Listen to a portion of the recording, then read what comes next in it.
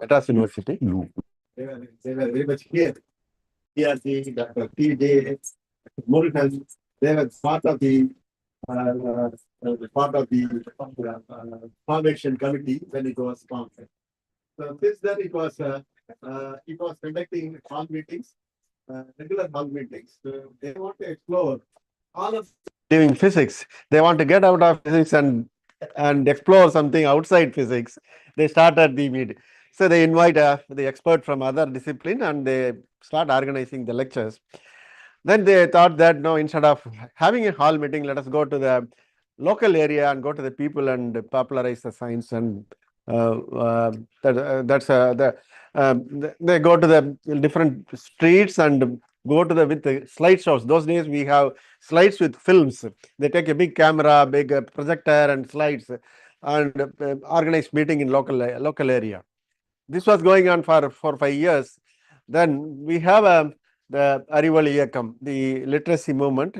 TNSFS get into the literacy movement. Before literacy movement, we get connected with the Kerala Sastriya Sahitya Parishad, which is also a science popularizing organization in Kerala. They had a different technique. They use jatas to popularize science. We get trained from them and we conducted a jata. And jata was from Kanyakumari to Chennai.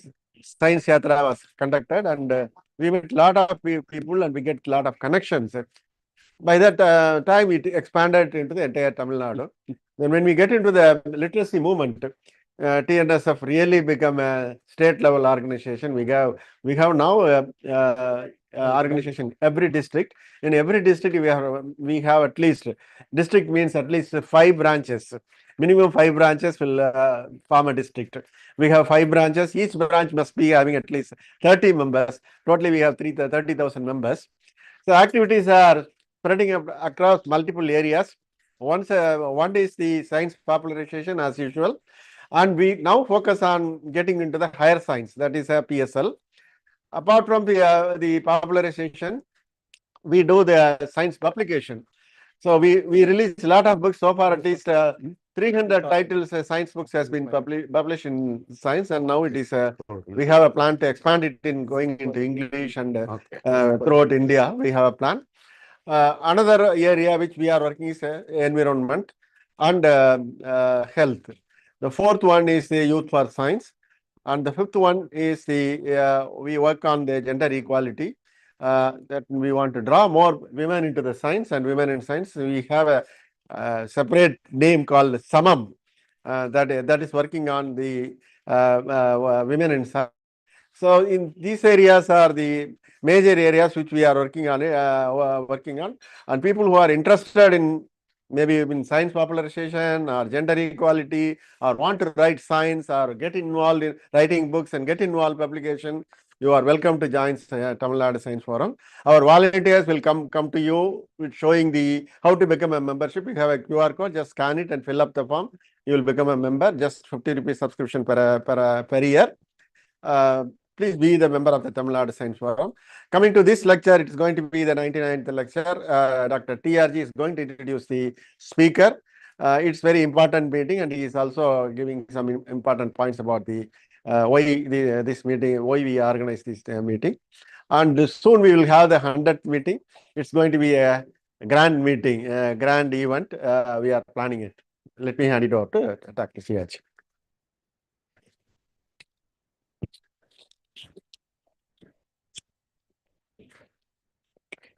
Hello, it gives me a great pleasure to introduce Jayaraman.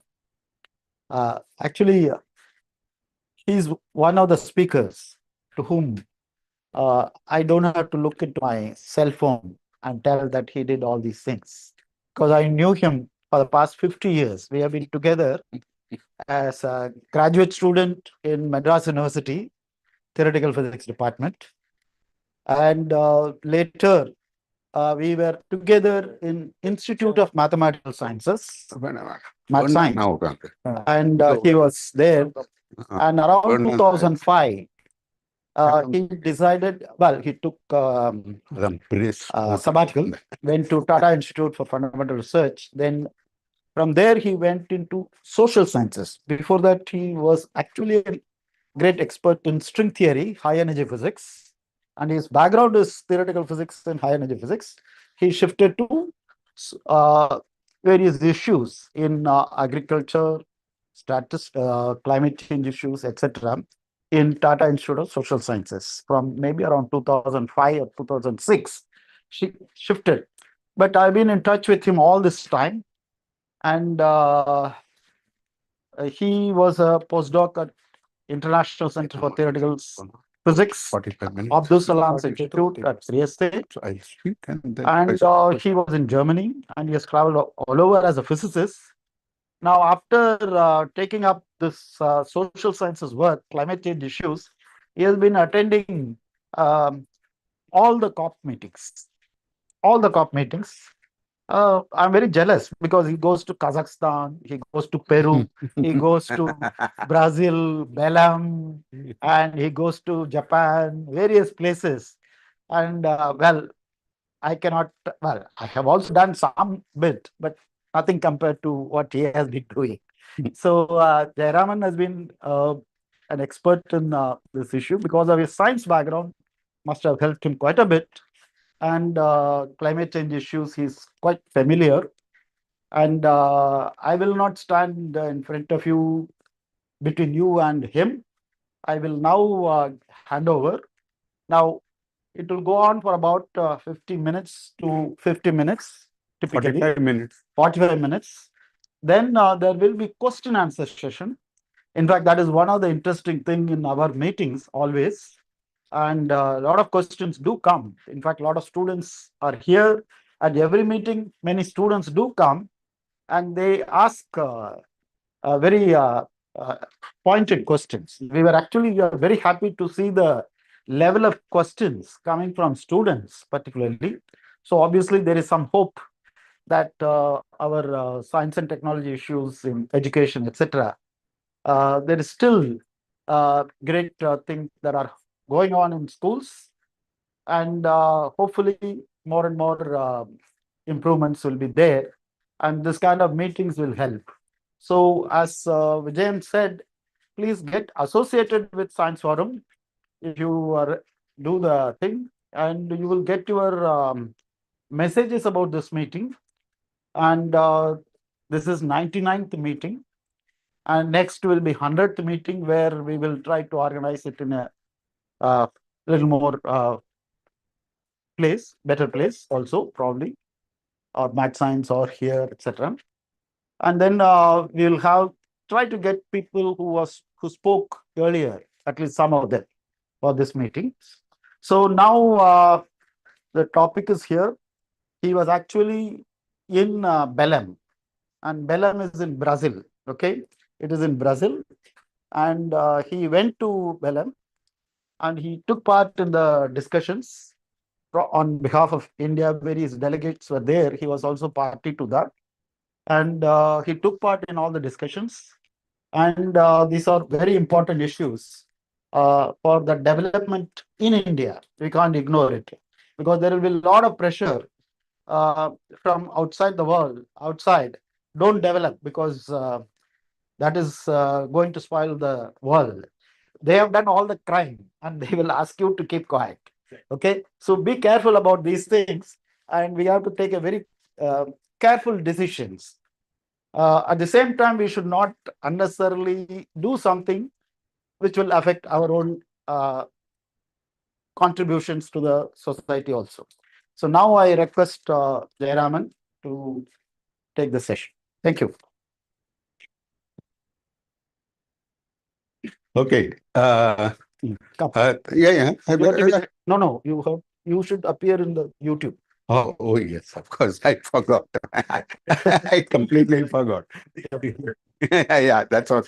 No, I just didn't register. Sorry. Okay. Thank you, Vijayan and Govindarajan, for this very generous introduction.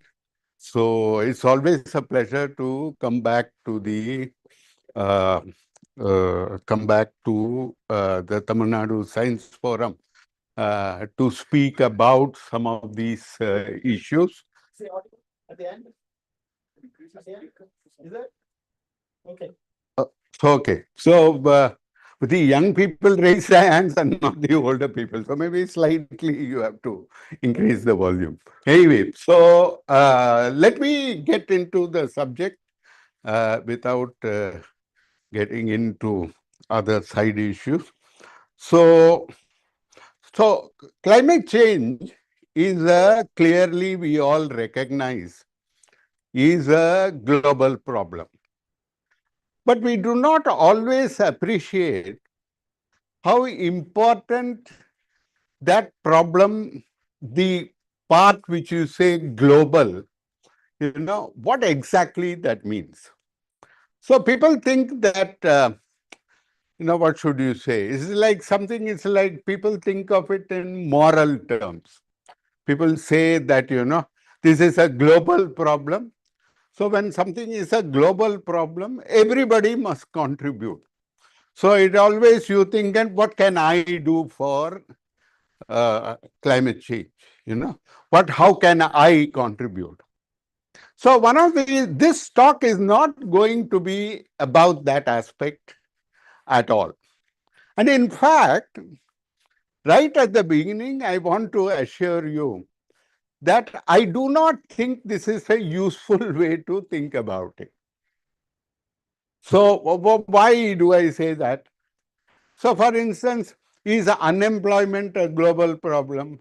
Yes, it is a global problem. In every country, there is the question of unemployment or no unemployment or less or more employment, etc. At least for young people, unemployment is a global issue. It affects young people all over the world. You can help yourself by by acquiring new skills. If you have a little bit of capital, somehow you are lucky enough, you can start your own enterprise, etc. But can you solve the problem of unemployment by yourself as an individual? No. It requires government, it requires other actors in society, other sections of society. It requires everybody to contribute. So, this is the sense in which also I think you need to think about climate change. It is something, yes, little bit maybe in contrast to other issues, we can contribute a little as an individual by lifestyle changes, etc. But that impact is actually minimal. So I think it's very important to appreciate climate change as a global, of course, scientific challenge, a technological challenge, but it is also a challenge in terms of society, in terms of economics, social processes, the way we do things in society, the way we organize the economic activity of society, and also finally the way we govern our society. So this is the first thing, and this is the background in which I will speak about this issue. Now, the first, of course, a little bit, the way, because it is a global problem, and this was realized 30 years ago, more than that, in 1992. So finally, it began to be realized in the late 80s. By 89, it was very clear that this was a problem that needed to be dealt with. So for 3 years after a UN resolution at the General Assembly, an arrangement was made, the series of discussions took place all over the world towards formulating some agreement on how to tackle this problem. The end result in 1992 was this international agreement. You can call it a treaty also, because it has some legal implications in terms of international law. When you sign such an agreement, 192 countries have signed this agreement, and this agreement is called the United Nations Framework Convention on Climate Change, the UNFCCC. The UNFCCC, it refers, a little confusing in the beginning, it refers also to the actual treaty, but it also refers to the organization that administers the implementation of that treaty. So the highest committee, so to speak, of the UNFCCC is what is called the Conference of Parties. In the intermediate, there are other sub-bodies, etc., which are under this overall umbrella. There is an secretariat, there is an executive secretary, then there are other bodies, there is subsidiary bodies as they are called. So all of this is there, but the overall framework, the deciding authority which directs the activities, finally, in the last analysis, the last authority is the Conference of Parties. And this Conference of Parties works very uniquely because this is what you call a multilateral institution, and this has a very strong sort of requirement that all its decisions have to be taken by consensus. So if one country does not agree, it doesn't matter if you're a big country or a small country, if one country does not agree, then this cannot go through. This is not true in all UN bodies. So for instance, you have the UN General Assembly, you can vote for or against. So of course, in the Security Council, you have a veto, but it is not called consensus, it's called a veto, okay? So UNFCCC is quite unique. This was started actually by the developed countries. More or less, they were all very happy with it because they wanted to block action on climate change, etc. But when developing countries start using that to their benefit, then of course global media start saying, no, no, no, why are people blocking it, etc. So if the United States blocks it, that is considered diplomacy. If Saudi Arabia blocks it, then they say, no, what a bad petroleum state is doing, etc. So nevertheless, this is a very strong requirement. And you must understand that this requirement applies equally to all. Okay, so is this a good thing? Maybe.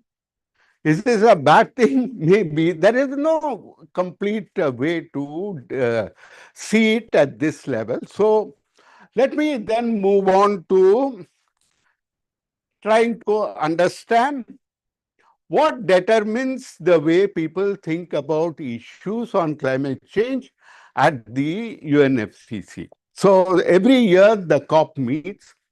It's a very intense activity. It is 2 weeks of intense discussions. The end product of these discussions is what are called decisions. You can go to the website of the UNFCCC. You can see all of it there. I am not a fan of PPTs with a lot of click and URLs, etc. So all of you are quite very good at this. I'm sure you can look it up for yourself. I'll just stick to the issues. So I'm not a fan of pretty PPTs. I'm too lazy to do it also. So you can look it up. So in the Conference of Parties, it is very intense. You don't really get an impression of it on the website. And it is 2 weeks of negotiations. And the end product is what are called decisions. These decisions come in various forms. Some of the decisions about what countries say they will do on their own account. Some are collective, they are all framed collectively, meaning all of us have to do it. All of us may be invited to do it. All of us are encouraged to do it. So all of us are committed to do it. We shall do it. We should do it. So there is a varied series of levels of decision making, which countries indulge in collectively. Some of it is what we must do in our countries. some of which we must do, especially on the rich countries, obligations of what they must do for other countries. Okay. And then there are obligations and commitments of various kinds. Like, for instance, every 2 years, we must give a report, or every 4 years, we must give a report, depending on whether you are a developed or a developing country, to the UNFCCC about how you are taking action in your country as yourself on the issue of climate change. These are called national communications. So what you will do by way of research, observation of the climate, how you will contribute, rainfall, temperature, monitoring how climate change is happening, all of these are listed. And broadly, there are so-called 4 pillars of discussion. Used to be 3, now it is 4. So one aspect is mitigation. Mitigation relates to the problem of reducing greenhouse gas emissions, eventually eliminating them, because otherwise it will keep warming. The second thing is what is called adaptation. Adaptation means it is not as if we can switch everything off tomorrow, no? And say, okay, global warming has stopped. That unfortunately can't happen. So there will be warming, that global warming that has already taken place. There will be global warming that is yet to happen till we finally figure out how to switch off all the emissions. We don't even know in all cases how to switch off the emissions. So adaptation is very important. Okay, that is the second aspect. The third aspect, it sounds very fancy technical. It's called provision of means of implementation. So basically, it refers to the fact that those of the world who cannot afford it, it may be countries, it may be regions, it may be sections of the population, they all require support. So they require resources. So you have to mobilize the resources in terms of money, in terms of technology, technological capacities, technological knowledge, and you have to resources in terms of capacity. No, the ability to use all this and take action. So this combination, these are the 3 pillars. The 4th pillar, which because of some countries which are more vulnerable to the impact of climate change, this is called loss and damage.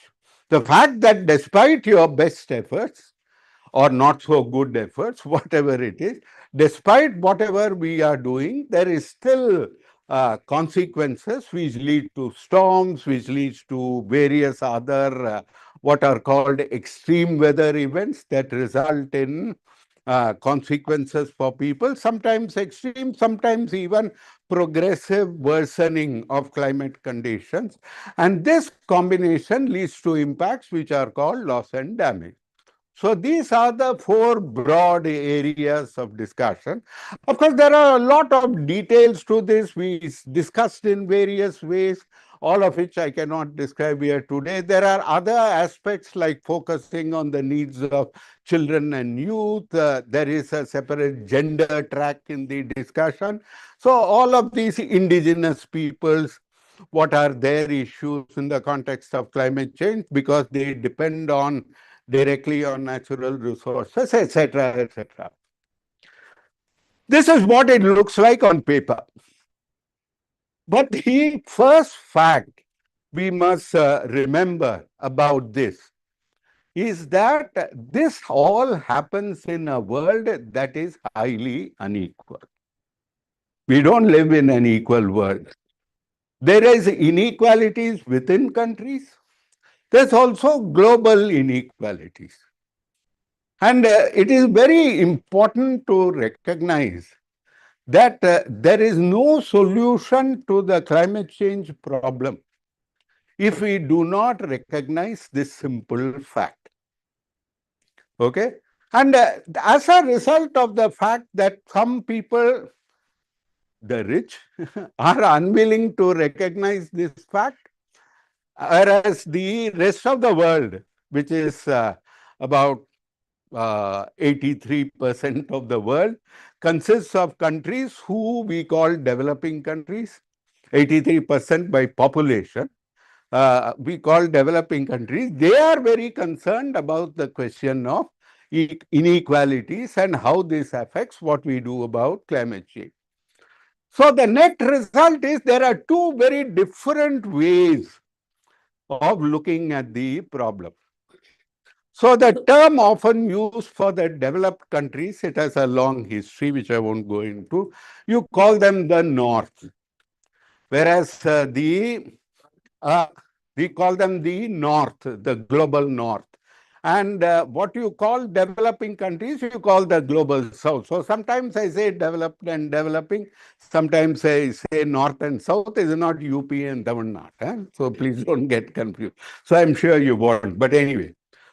So the northern perspective, the perspective of the well-to-do, I'm sorry to say, and unfortunately many scientists who don't look into the political or social aspect of their issue, and they do not also recognize in their own work what are the political and other dimensions. They think this is a problem that affects all. Okay? So you see, there is a difference between environmental science and sciences like physics or chemistry. See, if you have, global warming is due to emission of carbon dioxide. And increasing carbon dioxide concentration in the atmosphere leads to increasing temperature. This happens on Venus also. This is why the temperature of Venus is significantly higher than that of the Earth. Of course, partly it is nearer to the sun. That counts for something. But it is significantly higher because of the trapped greenhouse gases in the atmosphere of Venus. And in fact, the greenhouse gas effect was first understood partly by what happened on Earth, but partly also by the study of planetary atmospheres. But do we have a UNFCCC for Venus? No. Is there, do we have a global warming problem on Venus? We don't. We have a global warming problem on Earth. Why is it a problem? Because human society, we humans are involved. So anything to do with environment, you must think of it as a anthropocentric subject. It's a big word meaning it's a human-centered subject. Otherwise, it is physics, chemistry, biology, botany, zoology, molecular biology, molecular biophysics, biochemistry, whatever.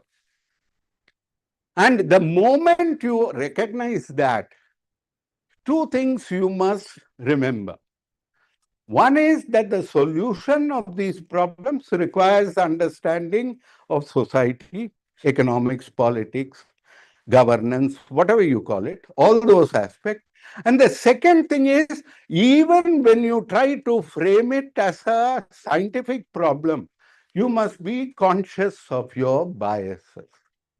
And this is where a lot of the problem arises with science of climate change, and it is true also of my scientific colleagues in this country. They are very often unwilling to recognize their biases. Of course, science is objective. But the road to objective science is not by simply saying, yes, I am objective. So you have to be more careful about what you mean by objective. This is a separate issue. We should discuss this separately once in the context of even environment in this science forum. This is a very interesting issue for discussion. Anyway, so here we go. Now let me get into the talk proper. So there are two attitudes too with regard to climate change. One is the developed countries' attitude, quote unquote, what you call the scientific attitude, and that says that climate change is a global problem. for which all are responsible and for which, to whose solution all must contribute. So there is a moral obligation to take care of climate change because it overrides all other problems. It can eventually threaten human existence. So you must give that top priority, including overdevelopment. The world must find the most efficient and least expensive way of solving the problem. This very often comes from the economists. Okay.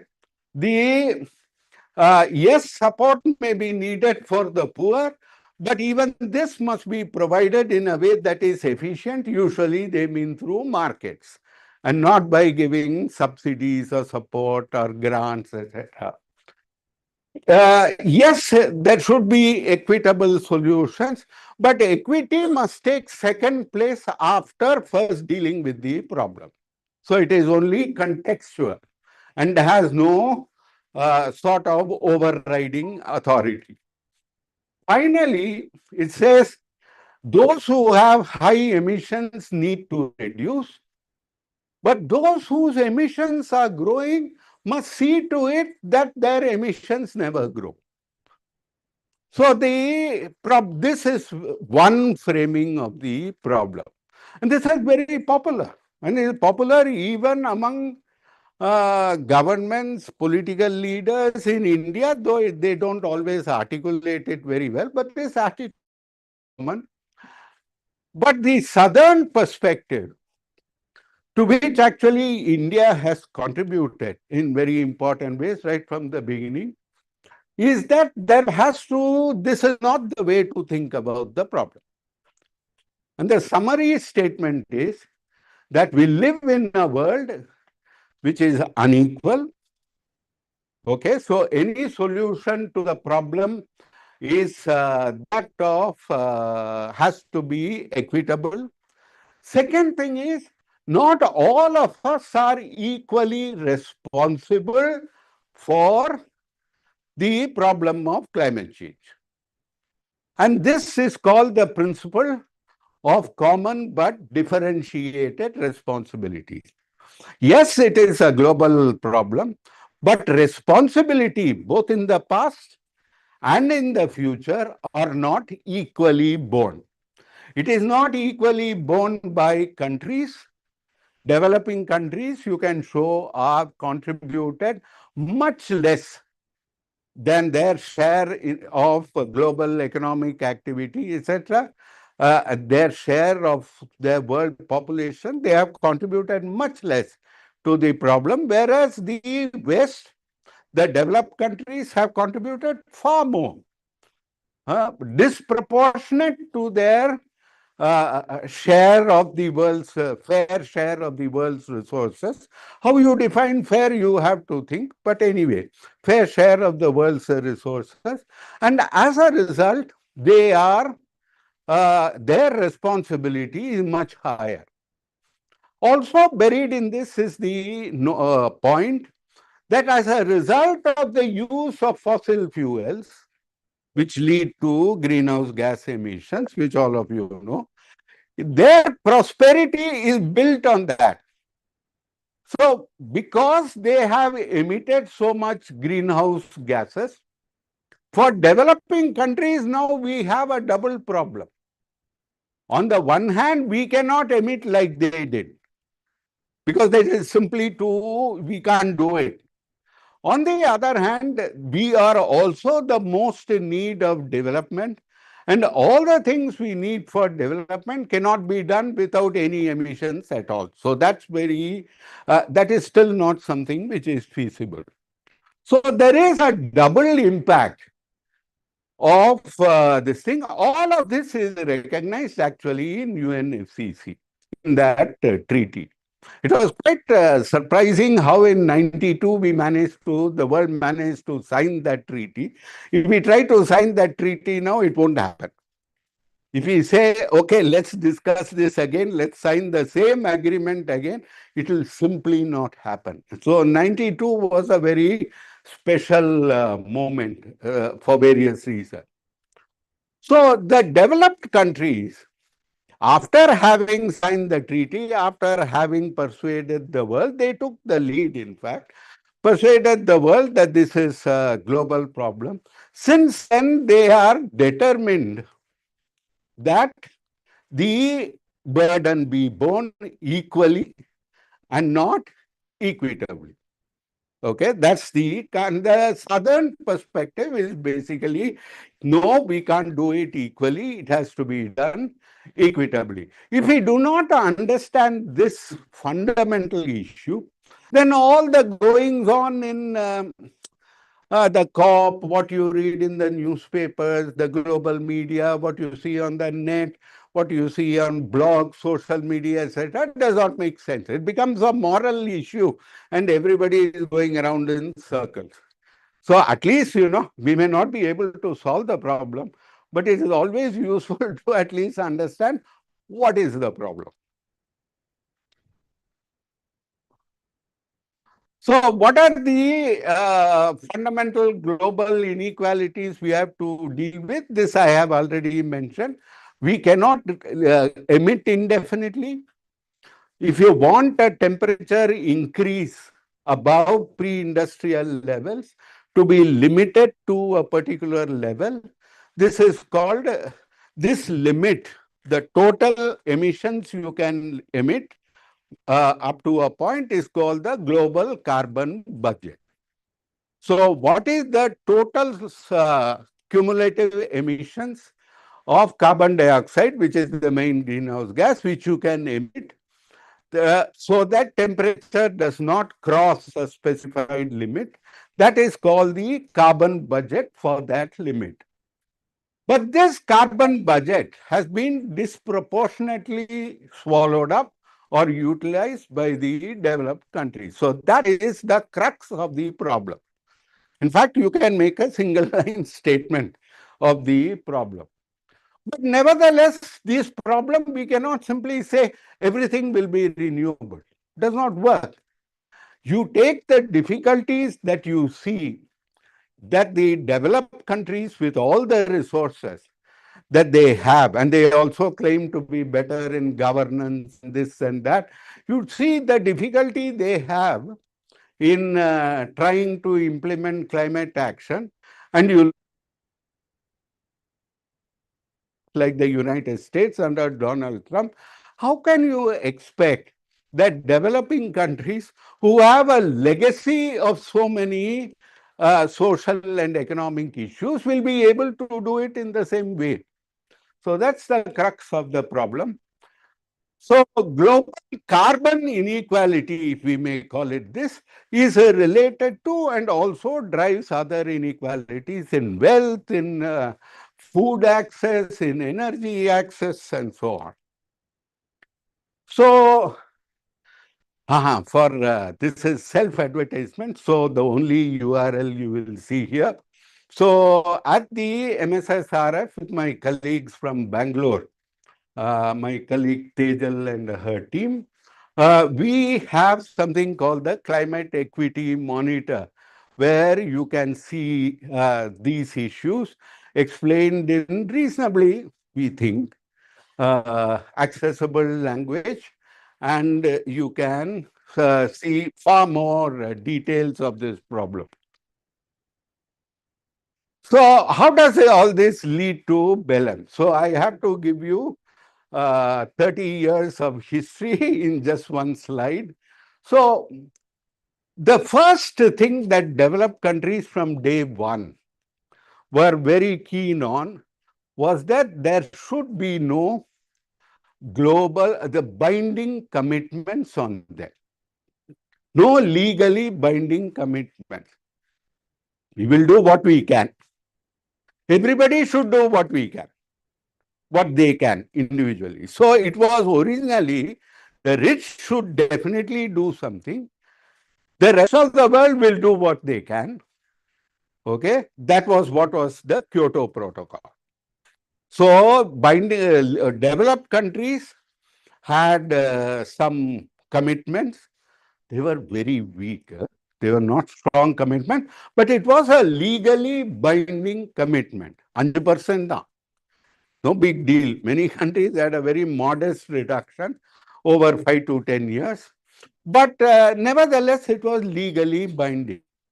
And the United States developed its classic strategy in that Kyoto Protocol, which they are still implementing, which is one president or two presidents will sit there and discuss and discuss and discuss and discuss with the rest of the world about what the treaty should be. They will put a lot of pressure so that their key points are accepted. And then when finally time comes to sign up and agree to the treaty, they will leave. They will disappear from the scene. And this is exactly what the United States did with the Kyoto Protocol. Clinton and Gore negotiated it.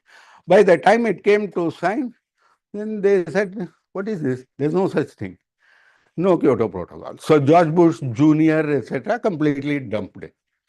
And Obama couldn't come back. So then finally we got the Paris Agreement, where Obama said, no, no, no, if we in the US, we want to be part of it, but my Congress will not agree to it. So we have, if we make everything voluntary, okay, then we do only what we want. That is a decision I can sign. So this is how we need the Paris Agreement. So all of us agreed and made the Paris Agreement, and Trump came and said, what the hell, forget it. End of Paris Agreement, we are not part of. So the rest of us are all after the Paris Agreement, but the chief architect for whom the Paris Agreement was designed is no longer present. Okay, this is like the Ramayana starting and Rama suddenly decides to leave the story. There is no story left, okay? Or maybe it is Ravana who left the story. So this is the way we have. This is part of the politics of this.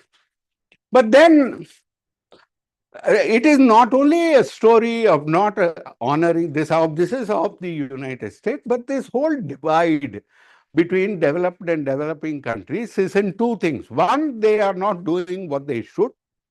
The developed countries, there is a lot of detail on this, which you can see on our website. The second thing is that they were committed to providing support for climate action, mitigation, adaptation, etc. by the rest, which they are not providing. And this is a disaster. Actually, the UNFCCC was signed in 92.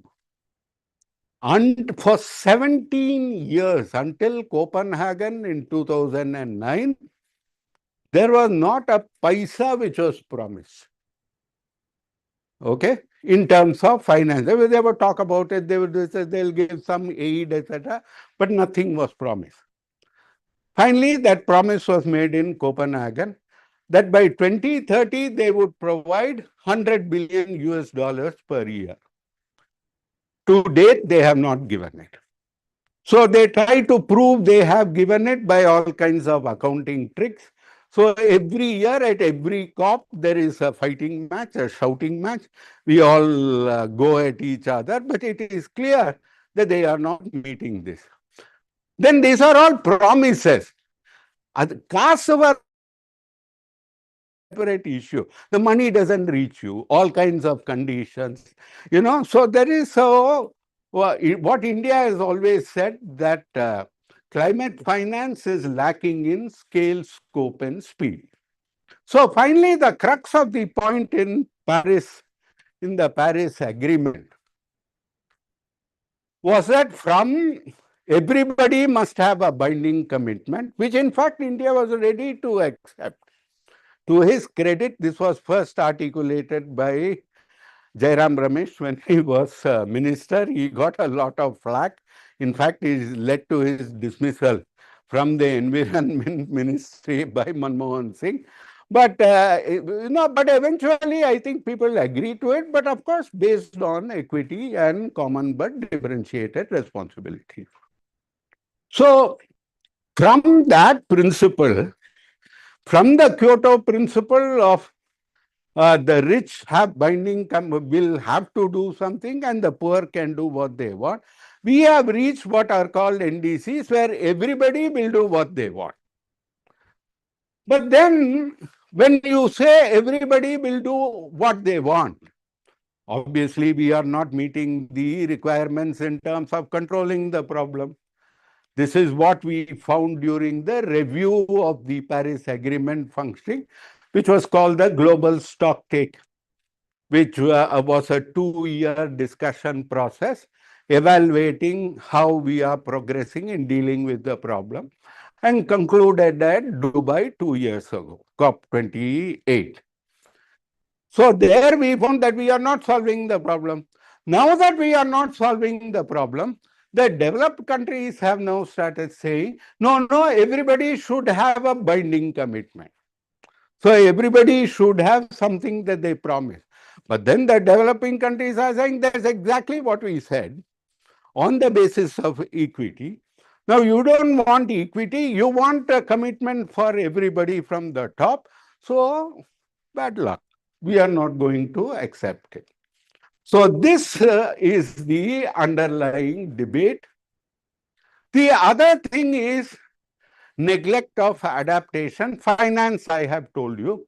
The other serious problem within finance, which itself is inadequate, is that adaptation, which is the requirement for billions of, say, small farmers, for millions of people who are vulnerable across the world, especially in South Asia, Sub-Saharan Africa, in Latin America, etc.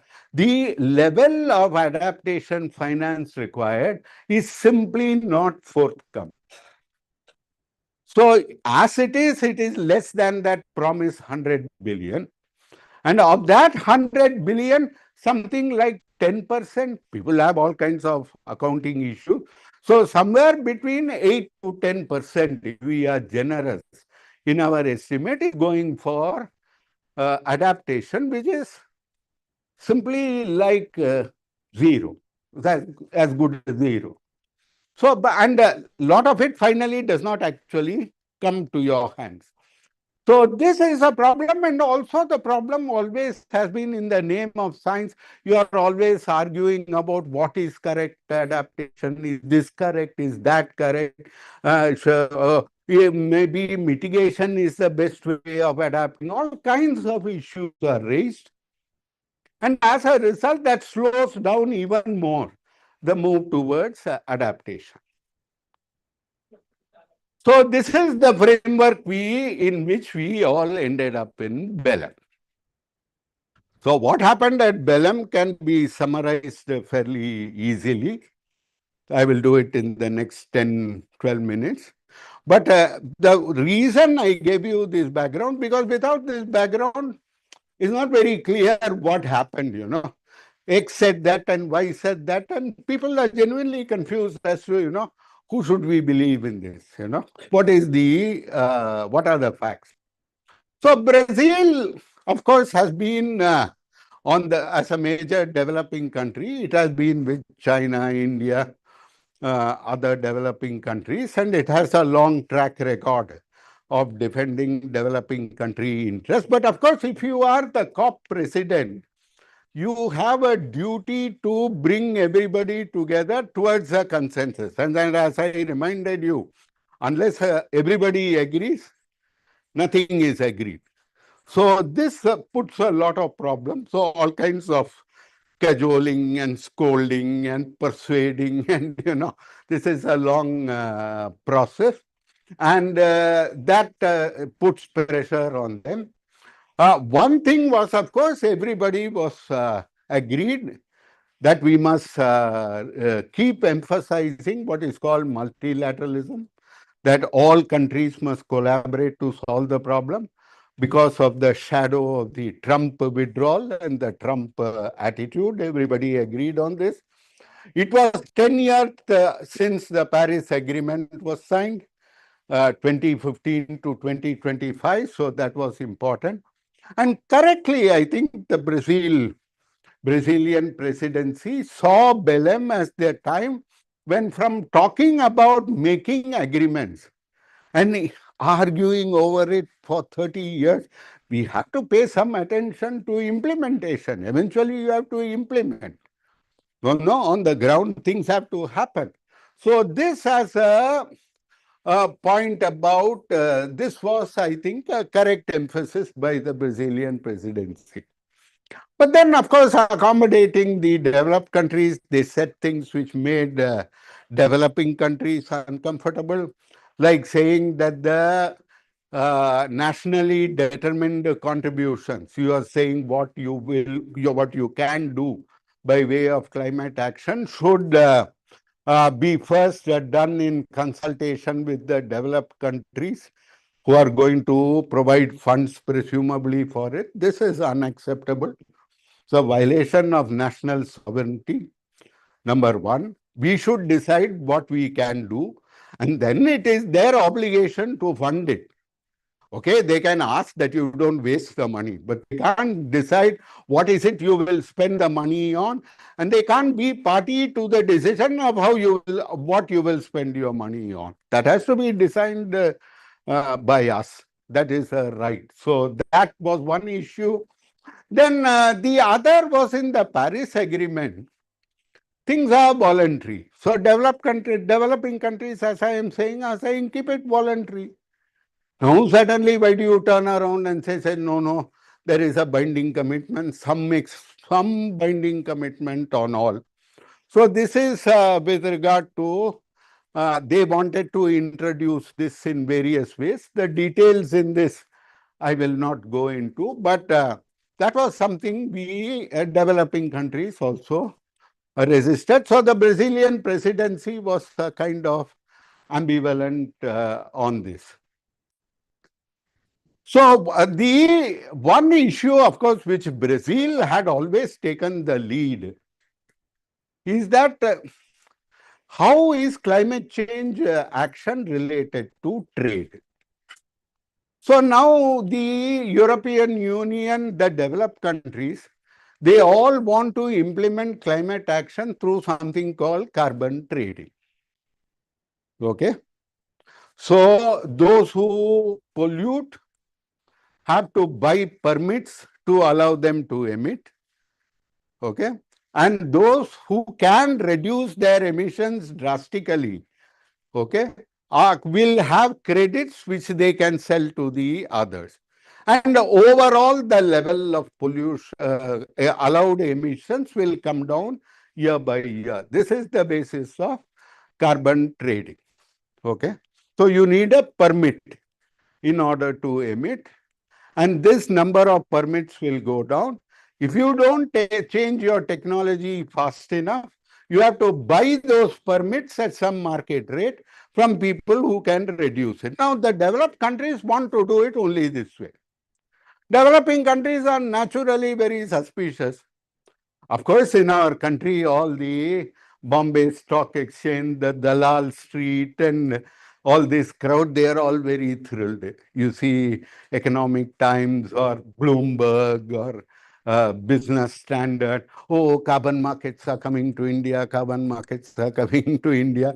So we can wait for the Vijay Mallya's and the Harshad Mehta's of carbon trading to eventually appear. Okay, this is what we know from our history. So finance cannot be the way, or this kind of methods is not good for developing countries. So, so now to add insult to injury, what the European Union in particular has been saying that we have environmental standards for some products. So if we import those products from a country like India, then the production in India must also match our standards.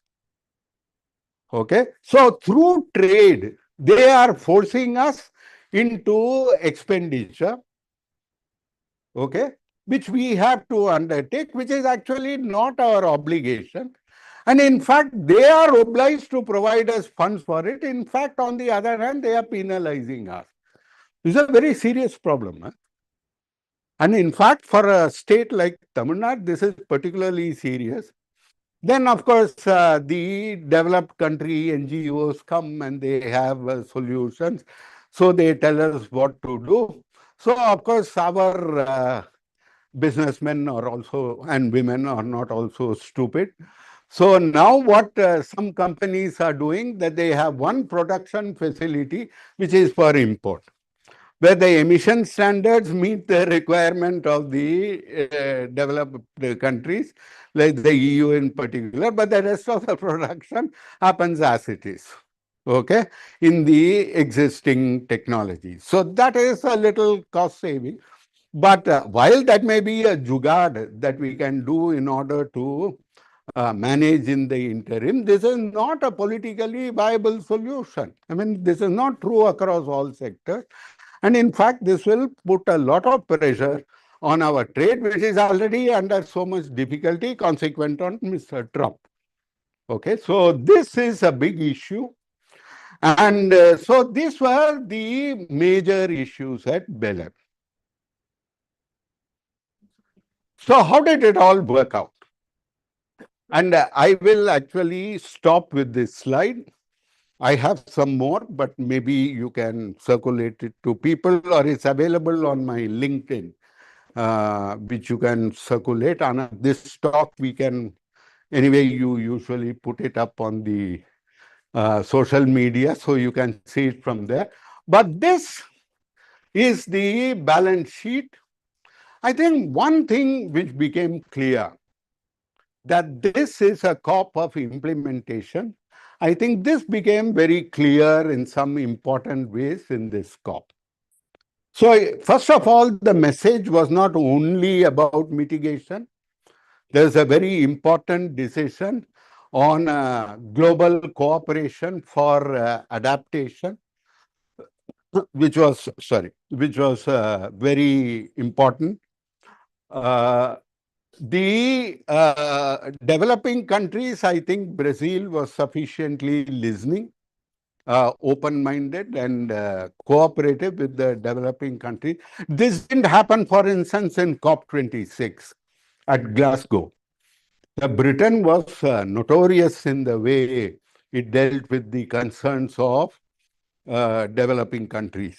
And at COP28 in Dubai, it was not clear whether the Sultan was on which side, though ostensibly UAE is part of the developing country. So on the other hand, I think Brazil's support was eventually became very clear. They were supportive. The Brazil stood by its promise not to change the arrangement of the Paris Agreement. So no new top-down sort of saying what countries must do was introduced. Many environmentalists think that is a bad thing. But they also forget that this takes place in the background of an unequal world. So when in the same sort of effort is required from all, and you have no way of changing that, then developing countries have no option but to reject any proposal to do something. So this was the debate over the so-called roadmap to transition, which some of you might have read about. Some of the key agendas of the developing countries were discussed. Finance was a big issue. India was one of the countries which promoted this in a big way. Adaptation, as I said, we have made progress. Adaptation now has a very important role in the work of the UNFCCC, and that is, it took us long enough, 33 years. So, but eventually, I think it is a major achievement. And there is something about just transition which has happened, which is significant as we go along. How will the world move to a low carbon society or low emission society? How will you make this transition? And I think a lot of, a bit piecemeal, but a lot of important issues have been articulated, that this transition must not violate rights, including labor rights, human rights, the rights of indigenous people. This transition must be just and orderly. This transition must answer developmental needs like energy access, energy security. It must not endanger food security. These are all very important. They all seem piecemeal. Gender rights have to be respected. Social protection for people, for labor and others who are affected by this transition is required. So the whole series of elements, non-exhaustive, because obviously it can vary and new things may arise. But this list of what this transition should look like to a low emissions economy and society is one of the important outcomes. And there is going to be a systematic framework for examining this, which is called the just transition mechanism. So this is a major discussion. One of the things is for 3 years now, we will have every year a dialogue or a debate, so to speak. They don't call it a debate, it's called a dialogue, but it becomes a debate actually. So this dialogue will take place on what is called CBAM. CBAM is carbon border adjustment mechanism, and this is the technical word for what I said, imposing carbon barriers on imports of goods from developing countries. So there will be a 3-year discussion. Every year it will be discussed. So a lot of things we want to say can be said. The developed countries have single-mindedly for the last 4 years avoided the discussion on this, evaded even a resolution. Finally, they were forced to agree. They eventually, why do countries agree, especially the rich? Because after a while, you are exposed, no? Public opinion does matter in some ultimate sense, except for Mr. Trump, but that's a separate kettle of fish.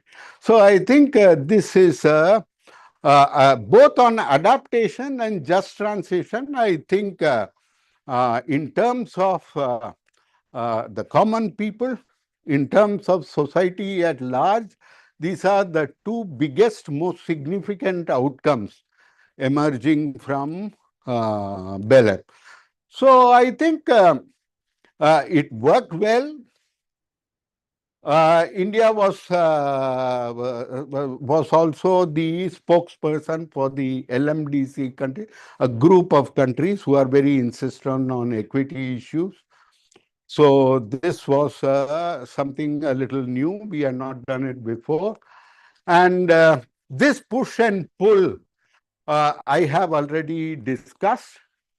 And so the final decision was not 100% everything that one likes. So there was a delicate balance. But in the end, I think the interests of the developing countries continued to be sort of taken care of. So finally, where are we today? So I think we have to sober down to the fact that you cannot deal with climate change in the way many activists want, which is, yes, tomorrow, urgent, let us do something. No, it's not going to work like that. Countries cannot change like that. Economies cannot change like that. And where you overdo it, the population heads in the opposite direction. Don't forget that Mr. Trump's agenda against climate action is not something he is imposing. It has a huge undercurrent of popular support. So I think we have to get into the right mode. Our argument about climate and climate action has to be persuasive. It has to take account of the fact that you should do it in a way that encourages and promotes human well-being and should not simply be framed as sacrifice, otherwise tomorrow there will be pralaya. That's not very useful. And then people will ignore it, just as they ignore it when it comes from preachers. they go to religious discourses. People listen to all this. Oh, you must repent, otherwise thing will happen. Oh, you must not be sinful. Then after that, it's a very good. Then they go about their business. So the same thing will happen to climate. If the message we do not discover, do not find the right way to deliver this message, the US departure is a major blow. We have to deal with this. But these ideas of, oh, the US has gone, India will step into the gap. Please, we should not have illusions. We have our own agenda at home, still a lot of work to be done. So this is true of all developing countries. And this is, I think, we must remember, and this, the very last point I want to underline for the Tamil Nadu Science Forum and movements of this kind. Development and climate action is a very important agenda. And you must appreciate that the challenge of development and climate action is about retaining focus on an anti-imperialist, democratic and progressive agenda. Okay? So the talk went in not quite the direction I had intended, but I hope it made it more relevant. So I'll stop here. We'll take questions briefly. Thank you. Thank you very much. So before we go into the question and answer session, the library authorities will follow the speaker by way of giving a small laptop.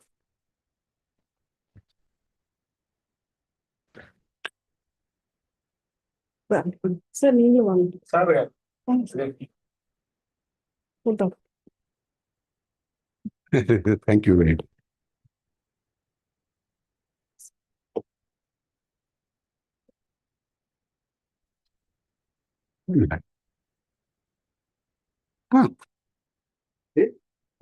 Let's go to the question and answer session.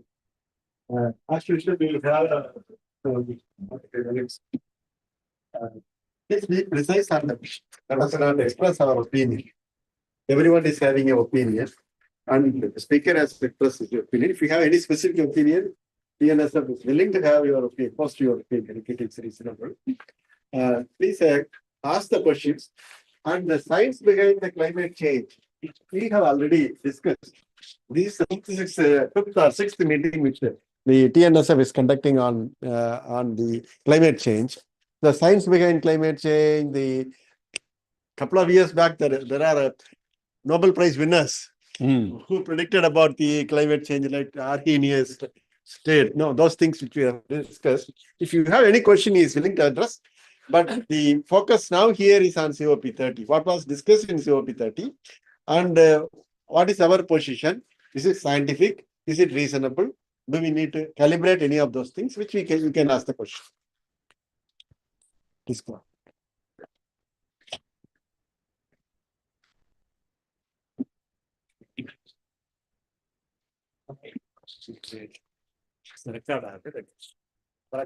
Okay.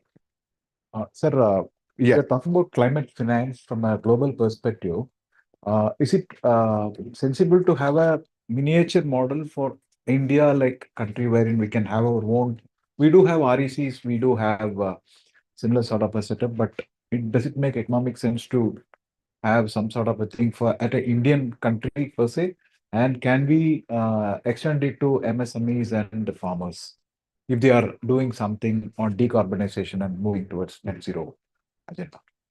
I think, see, when it comes to climate finance, there are two issues.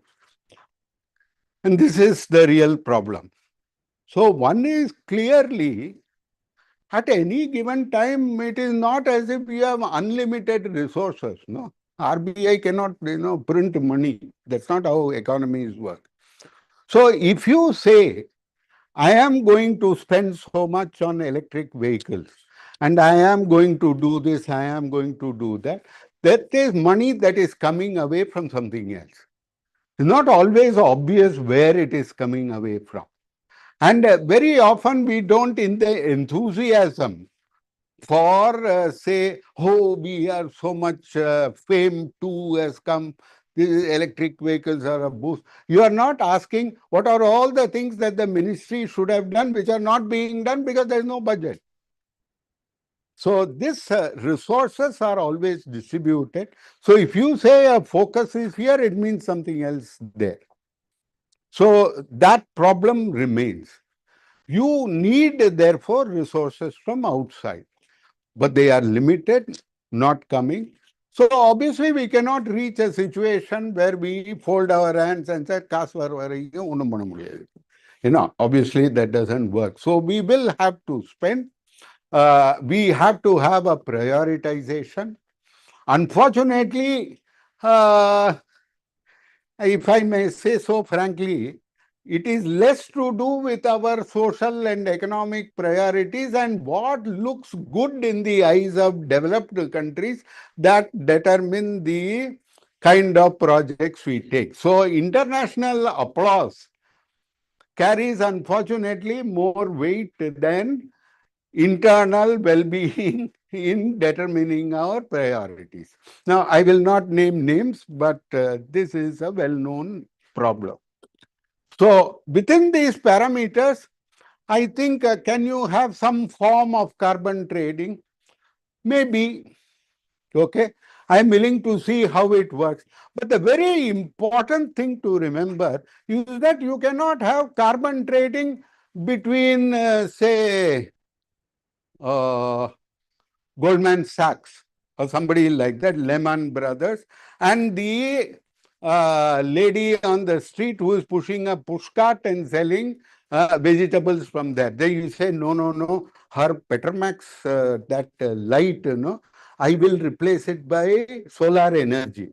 Now, in fact, LED, in a lot of markets across the country, you can see these vegetable markets on the street. You will see full of LED lights. And there is one fellow contractor who will come and set it up every day wherever there is a market. He will go. He will put the LED lights. The people will pay a small amount. Then night, when the market is over, he will wrap it up. He will take it somewhere. He will charge all the LED lights and then he will come in the evening and put it like that. Now we say, what we are going to do is instead of charging it from the ordinary grid, he will charge it using solar power. Now, that's not a very useful sense of priorities. So, I think, and you say, how will you finance this? No, we will finance this by carbon credits. They'll get nothing. And the carbon credits to the poorer sections have a very poor track record. The CDM carbon credit story was entirely benefited big companies. So I think big companies can compete against each other. So I am personally very disturbed by the, I must say, unseemly enthusiasm displayed by corporate India for carbon trading in agriculture. Really. Instead of pledging all support, okay, instead of giving them what they need, recognizing a sector in distress, you are saying, yes, you can pay for yourself and we will benefit. It is the, carbon trading in among farmers to meet India's NDC is really is that story. Especially when it is promoted by the corporate. So I think this aspect of carbon trading is a very serious issue. But on the other hand, if the REC, as you say, and now what they have declared, the emission efficiency requirements, the scientific basis for those requirements are a bit non-transparent. So I'm a little wary about saying, yes, it is good. But one can consider these aspects. So it is a tricky issue. So, but when it comes to REC, sir, it doesn't have an international obligation to purchase REC. But when it comes to carbon credits, like under Article 6.1 stuff like that, there is an international obligation from the developers buy carbon credits from the developing countries. But RECs, the mandates are within nations. It's not between countries. Article 6 imposes no obligation to buy those credits. Zero. Okay. Article 6 is purely voluntary. Article 6.2 is bilateral or other kind of deals. Article 6.4 is a slightly different mechanism, which is, however, in fact, people thought it would be like some new version of the CDM. Nothing of the sort. So it is, in fact, a more, what shall I say, more constrained in its freedom to do methodologies, etc., than 6.2. And 6.2 currently looks like a free ride. And there is zero obligation. The obligation that they actually have is climate finance. And carbon trading is not climate finance. This is a very common misconception. This is not true in international law. This is not true as a economic issue.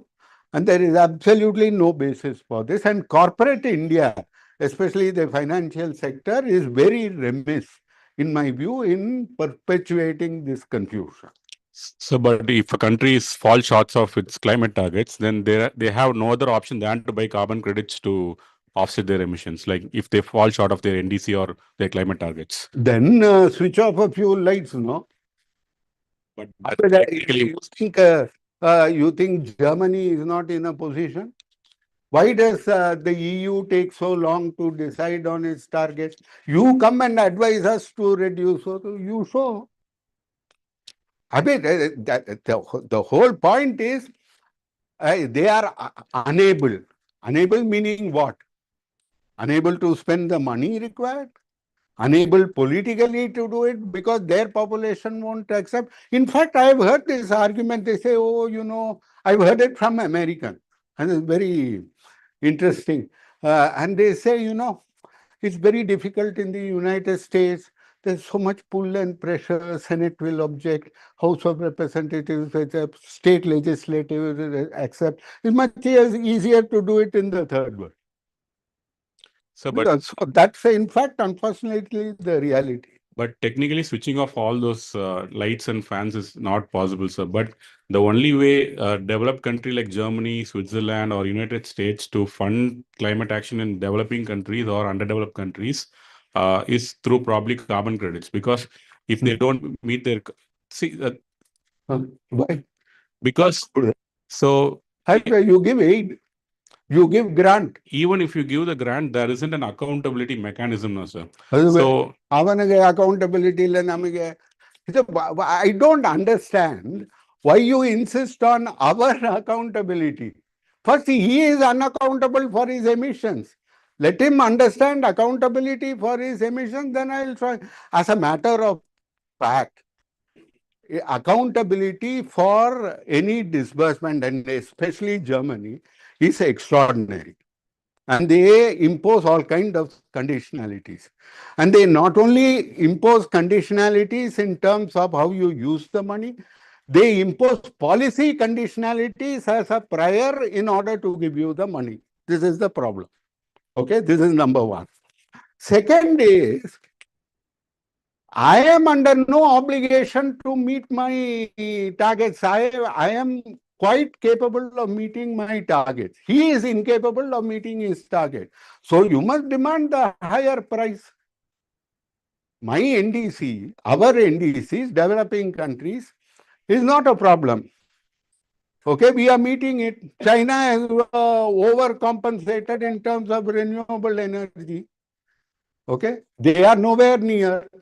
If you ask them whether they will triple the renewable energy, Germany has no answer. You open their documents and you look for their 2035 solar target, a number. You won't find it. Whereas India, every child knows 500 gigawatts by 2030. They all know, I'm sure the students do. So this is the third issue, and this is implicit in what you say, but I don't know if you realize it. அங்க light off பண்ண முடியாது. இங்க என்ன லைட்டே இல்லாதவனுக்கு light கொடுக்காதுன்னு அர்த்தம் இல்ல. So here we have a question of there are no lights, and there it is them switching off a few lights. So in fact, this is the crux of the problem in climate science, especially in climate economics, when you talk of least cost methods of determining the transition. So you do it where it is cheapest. And doing it where it is cheapest means that the poor who don't have access to amenities, the cheapest way of doing it is not to give them any more. Doesn't cost.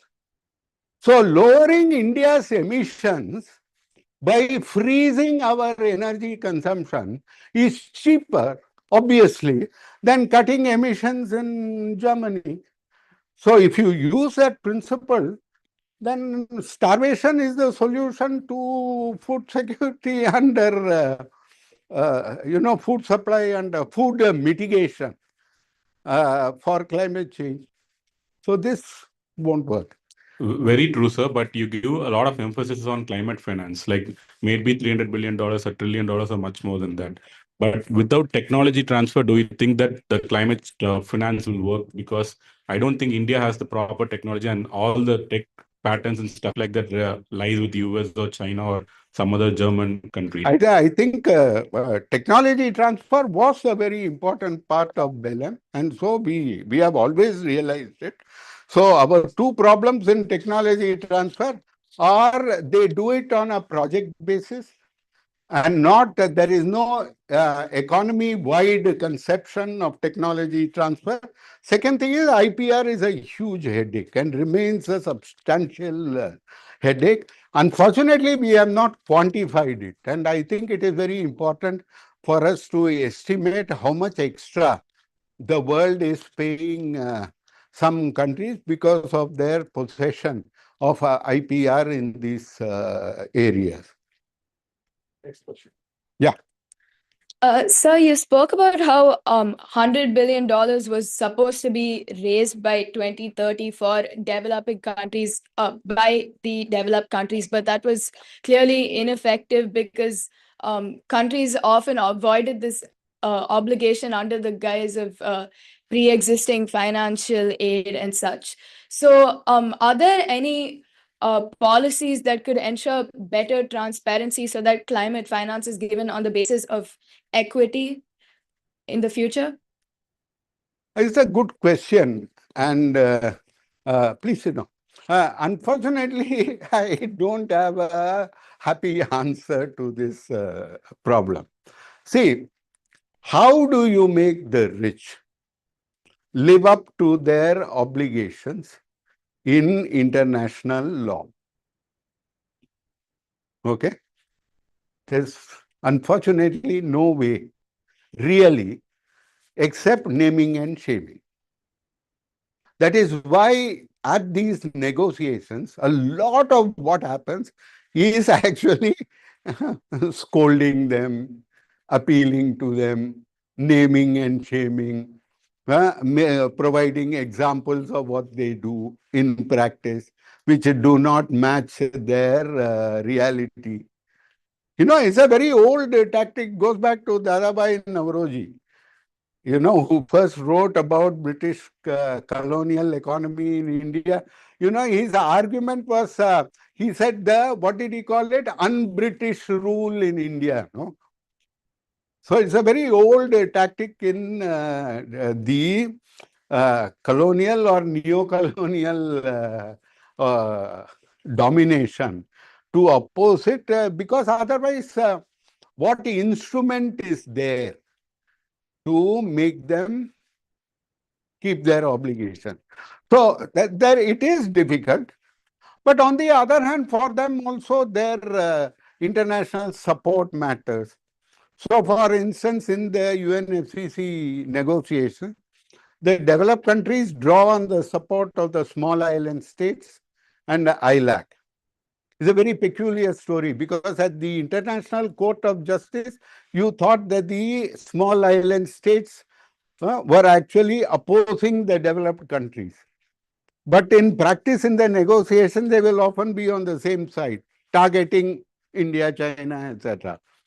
But when this issue of finance comes up, then the small island states and other countries like Colombia, etc., which support EU, will come over to this side. So they get isolated, which then, is a kind of situation they don't like. So that's why every COP, you have this whole story of shouting, arguing, press statements back and forth. But this is the way we have to slowly make it possible. There's of course also public opinion in the developed countries. Unfortunately, that has gone in the wrong direction now. So it's not a good time for climate finance, but we still have to keep at it. So it's a complicated business, but one of the most important weapons in this discussion, is actually to expose the truth. Keep saying what is actually happening. Look at the exact flows. Look at exactly under what conditions money is given. And this exposure helps our cause. Yeah. Thank you, sir. Yep. Wait, we have another.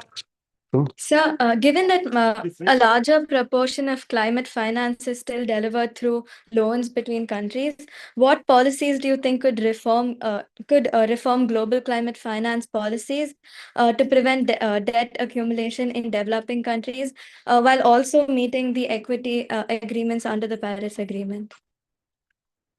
This debt is a very serious issue. And you see, when you let the finance people in the room, mainstream finance, they come up with all kinds of what they think are very clever ideas.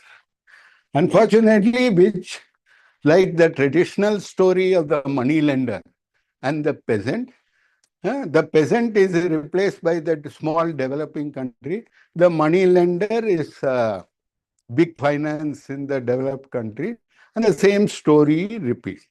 So one of the new clever ideas which these boys have is called a green debt swap. So what they do is they'll take your old debt, which was for development reasons, for development aid, or was given because you had a hurricane and then they gave you a loan, you cannot repay it, or you had a balance of payments crisis because your agriculture export failed, whatever, So the amount may not be large. Not everybody is Argentina. Okay, but the amount may be small, but for that country it's a lot because it's a small country. So then what you say is, I will rewrite your debt in a new way. So provided you implement quote unquote green policies, I will restructure your debt. That fancy word means I will give you some more vaida. I'll give you another 10, 15 years to repay. I may, if you are successfully bargaining, lower your interest rate by a little bit. Okay. And then say, okay, if you implement these green policies.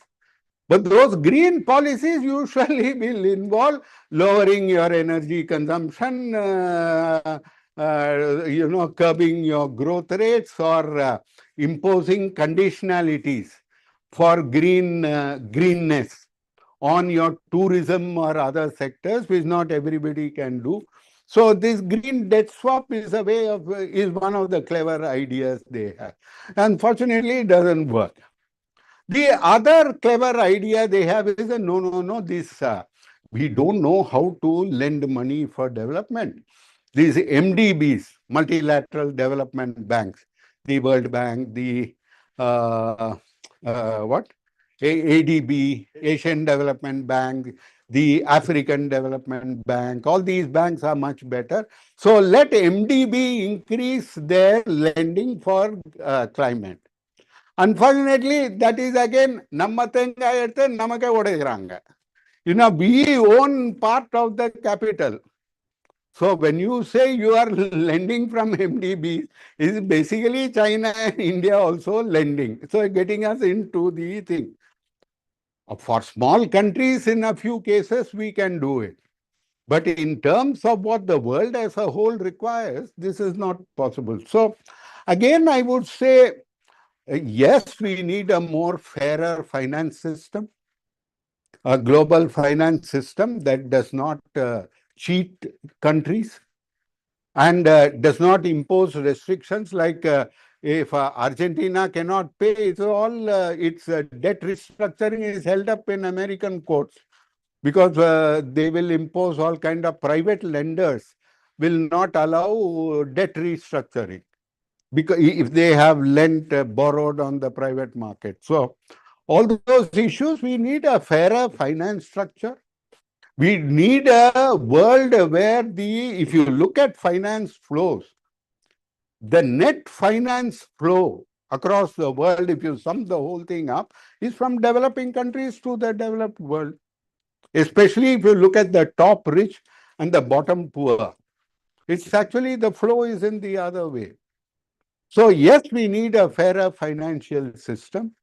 But that is, of course, that is why right at the beginning, I was pointing out that the inequalities of climate are closely related and feed upon the other inequalities which are there in the world. Okay. No happy answer, I'm afraid. Thank you. You need it. Yeah. He had a question.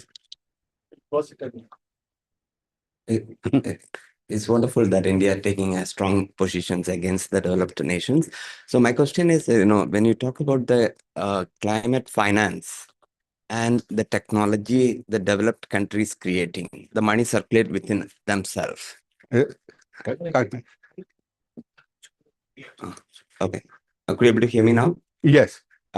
See, this climate finance and also the technology that developed countries does, because the climate finance also we rely on the developed nations, right? But at the end, if you see, the money circulate within them itself, because in the developing countries has to buy those technologies, right? I mean, with their own money, and that is I don't think that math works.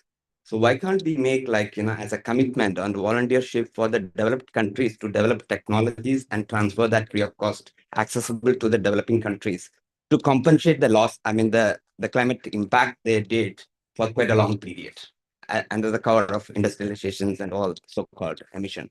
So basically you're asking, why don't you ask for some specific commitment from developed countries on technology transfer? No cost is not going to happen. So what we are saying, in fact, I think something on the model which we have adopted for in the medical field, the model which we were pushing during COVID, saying that no IPR on what are life-saving technologies, etc. These kind of things, I think we should take up. I think compulsory licensing is a very important part of it. It's a good learning from the medical field. I think assuring minimum return on investment is a good thing. But all of this, let me be frank. You see, we say this in the international arena. We don't always implement it at home. So then the developed countries think these guys are just talking. So I think we must show some greater level of commitment to equity and this kind of promoting technology transfer for the poor, etc., within our society, within domestically, that I think will make our case much stronger internationally. That unfortunately our big industry is very wanting on this. Our big industry, unfortunately, on CBAM, for instance, the chair of the Tata Group at COP-28, when we were all arguing about putting one sentence on this European trade restrictions into the decision, Mr. Chandrasekaran said that no, CBAM is very good for India. It will improve our technology. That is betraying the interests of our MSME sector. So I think in this matter, I would say the government is hardly at fault. Corporate India has shown very little concern, and they are the ones promoting carbon trading with this thing. When the Tata Group promotes carbon trading for mitigation in agriculture, there's something wrong with the world.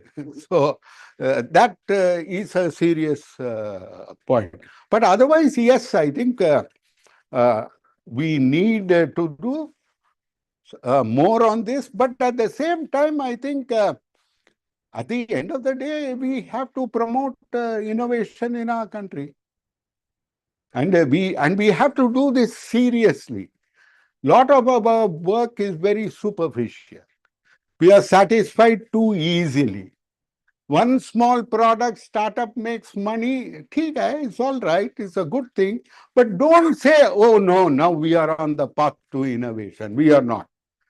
So I think more serious and greater commitment to innovation in depth is certainly one of the requirements for the future. How long can we be dependent? So that is the other side of the coin. Yeah. So I have a question like when we will breach this one different clocks, climate clocks shows different things. So what we need to do to overcome this climatic catastrophe? You see, let me be very frank. If what we are seeing is 1.4, according to some climate clocks, then 1.4 is not as threatening as we thought. Because not that damage does not happen. Damage is happening. But a lot of the damage is completely obvious. Just looking at it is obvious. Is that with better planning, with better governance, with better early warning systems, with greater slight incremental improvement in infrastructure, we can easily handle this. Like, for instance, I am not convinced that the damage that Sri Lanka suffered under Ditwa, okay, is a consequence of climate change. Because it is always true that a slow-moving cyclone will pick up a lot of water and the rainfall will do more damage than the wind. This is, I am a Chennai Vasi for 50 years. And this is ABC of living in Chennai. Suddenly, because it is raining in London, we hold umbrella in Chennai. And now we are discovering heat, we are discovering all these issues. So I think that is something we have to be careful about. When will we cross 1.5?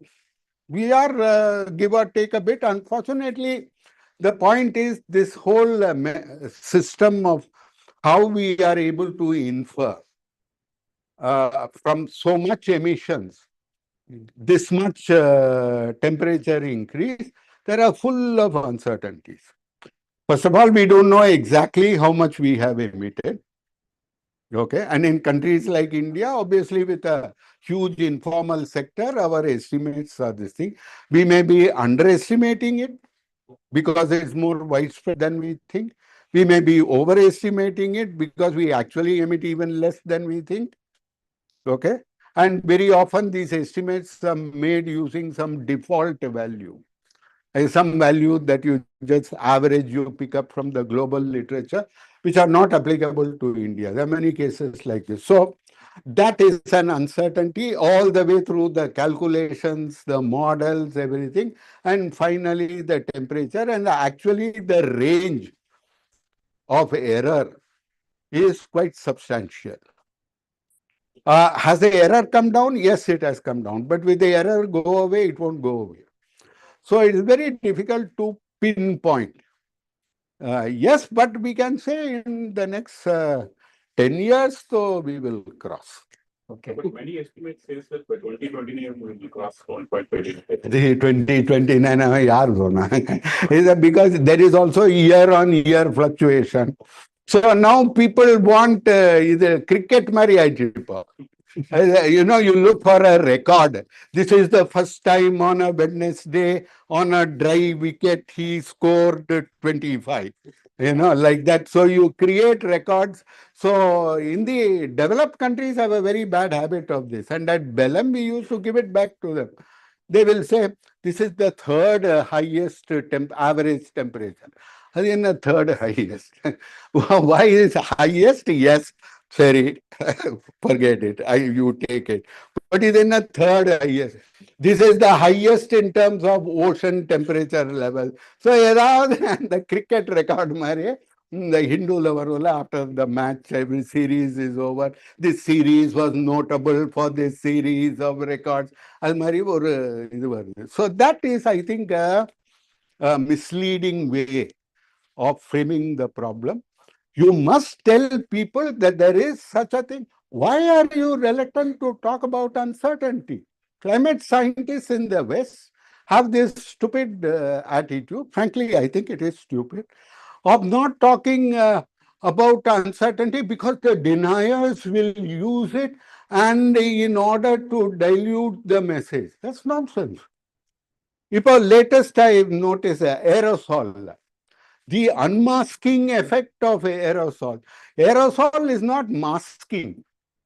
Aerosol is a simple laws of physics and chemistry that if you burn something, there will be gases released which lead to warming.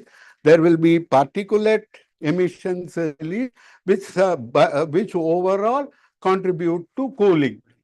Masking illa. It is not that this is warming that is coming and covering something, masking, unmasking. But now they insist on using this language of aerosol masking, aerosol unmasking. It violates our elementary understanding from high school science. So I think understanding uncertainty, grasping uncertainty, communicating uncertainty to the public. So this is uncertainty we know. So my house is flooded. All my neighbors are busy raising their plane. Now there's a new industry in Chennai, no? You can hire people and they will come. The workers are all from Odisha. Yes. And they, within 6 months, they will jack up your house. Then the neighbors will get flooded. And so we are getting flooded because both my neighbors on either side have jacked up the single story house. We have a 10 years he will do it again. Huh? After 10 years he will do it. Maybe. But, my house is a 4-story, including the stilt part. So, so I think, so this is an investment decision. How can I spend? On what basis do I spend? Okay. And this is always in economics, this is a very difficult question to solve. In fact, unsolved in practice, except through experience. How much do you save for today? How much do you spend for the future?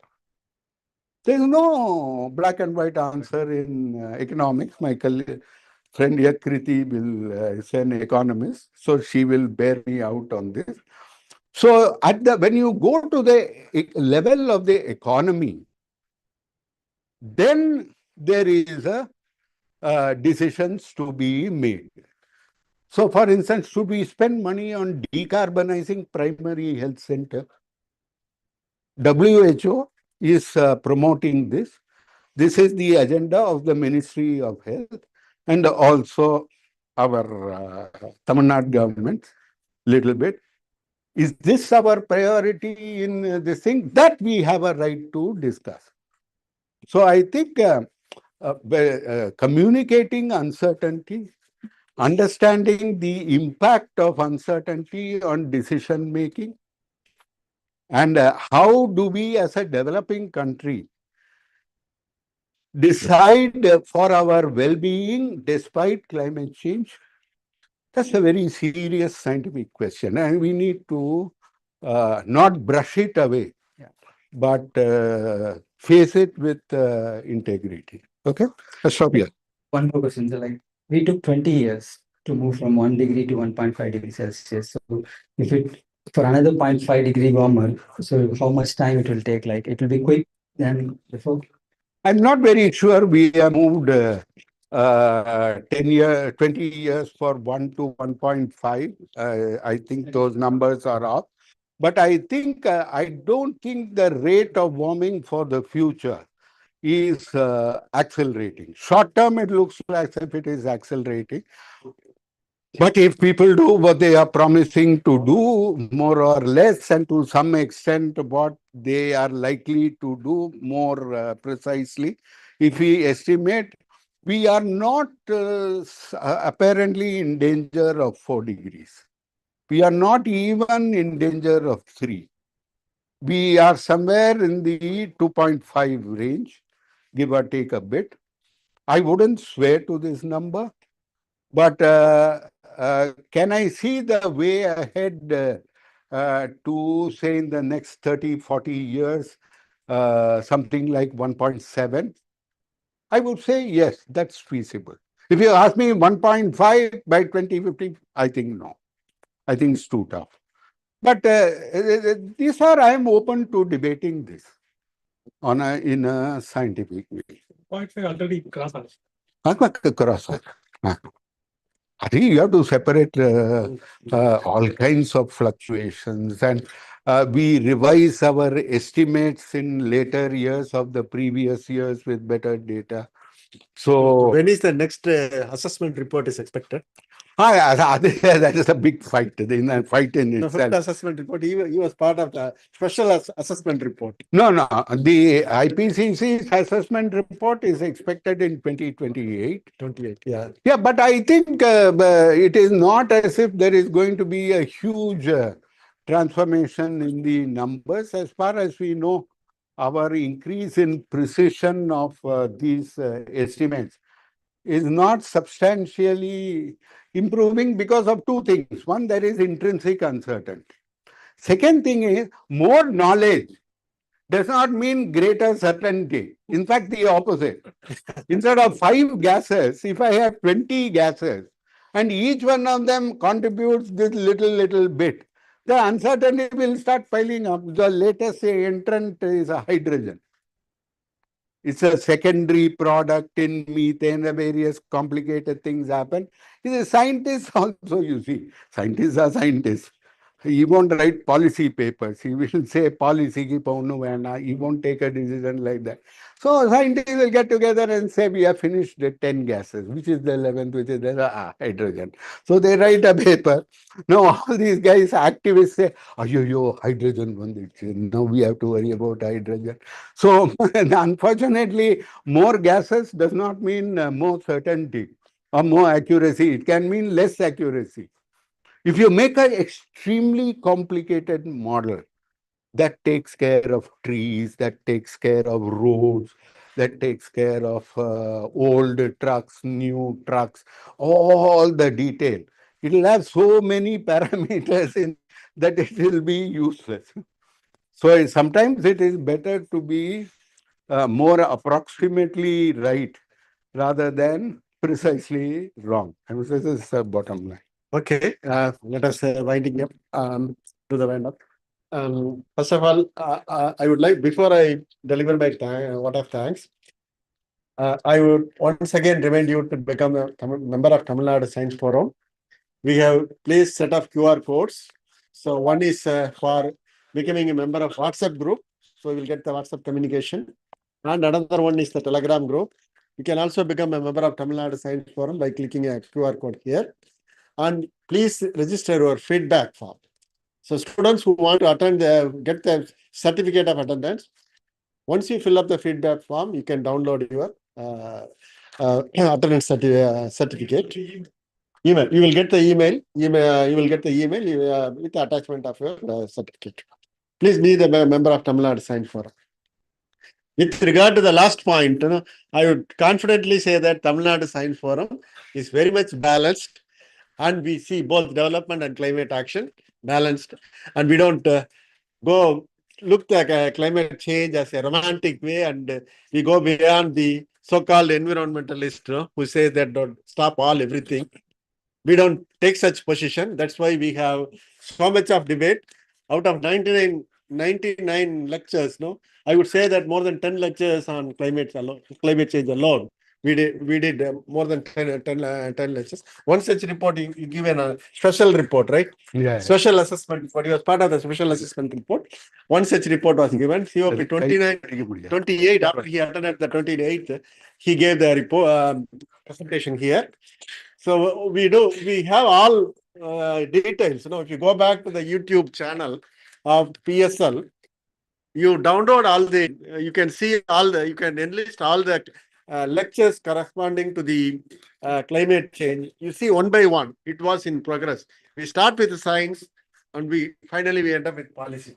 Now we end up with the policy thing. Science and policies are not inseparable. It's more yes, you can talk science. No, it is not allowed, but we are living in a society. Of course, the society influences, and we have to strike a balance between these two things. TNSF is precisely doing this. Thank you for reminding us again. Before I deliver the vote of thanks now, I'd like to thank the library authorities who are continuously providing the platform for us. Apart from platform, they are also honoring the lecture speakers by giving some memento every time. They are part of us. So I'd like to thank the library authorities, especially the chief librarian, Dr. Kamakshi. She is very much interested to collaborate with Tamil Nadu Science Forum to carry out such kind of lectures.